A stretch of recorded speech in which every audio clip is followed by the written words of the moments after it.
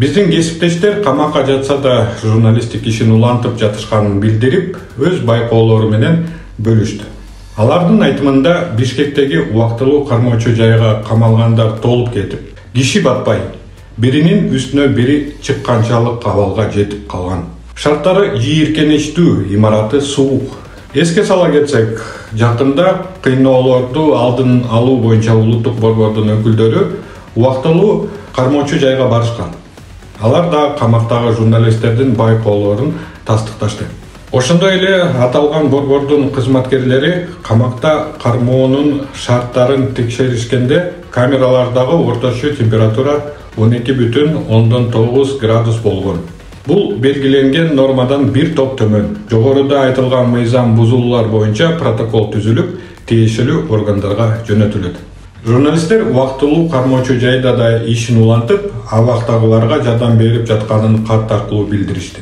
Анда көпчүлүк аялдардын укуктары тебеленгени, кош бойлуу жана оорулуу аялдарга медициналык жардам көрсөтүлбөй, тескерисинче психологиялык кысым көрсөтүлүп, ал тургай физикалык урук сабоолорго дуушар болушканы жана аялдардын камералары эркектердикине караганда начар экендигин билдирилген. Темиров Лайв каналынын камакта жаткан журналисттеринин байкоолору боюнча кароочулардын жана убактылуу кармоочу жайлардын кызматкерлеринин иштөө шарттары деле камалгандардыкынан жакшы эмес. Менимче биз абактарда чындыгында кандай жашоо болуп жатканын иликтөө боюнча өз ишибизди бүтүрдүк. Бардык адам укуктары бирдей. Камактагыларда урматтоого, колдоого жана моралдык жардамга татыктуу деп жазылган катта. Эске сала кетсек, биздин кесиптештерибизди ар түрдүү эскертүүлөргө карабастан мыйзамсыз түрдө 9 күндөн бери убактылуу кармоочу жайда кармап отурушат. Негизи убактылуу кармоочу жай бир нече күн камакка алуу үчүн гана кызмат кылат. Бул мыйзам бузуу кыйноолорду алдын алуу боюнча улуттук борбор тарабынан катталган.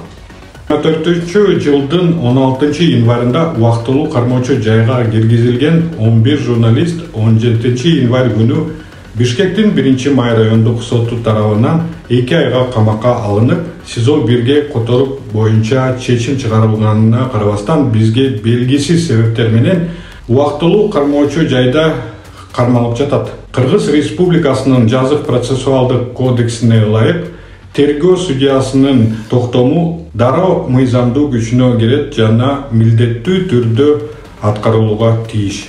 Биздин камактагы кесиптештерибиз да кыйноолорго каршы улуттук борборго убактылуу кармоочу жайлардан бардык маалыматтар толук берилбегенин жана алардын иши анчалык натыйжалуу болбой жатканын белгилешүүдө. Азыр болсо Садыр Жапаровдун коррупцияга айыпталган кылмышкер тууралуу айткандарын эстейли. Муну камап койгондо биз мамлекетке бир тыйын акча алып келе албайт элек. Ошондон анан биз мен саясий чечим кабыл сурандым. Мен сурандым улуттук коопсуздук кызматынын төрагасынан муну камап койгон менен эмне пайда дедик.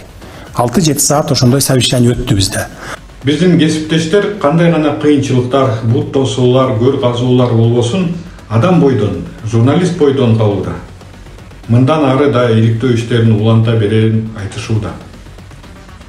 Мен азыр бизге журналисттин ким экенин үйрөтүп жаткан, журналист атын жамынган кошоматчыларга кайрылат элем.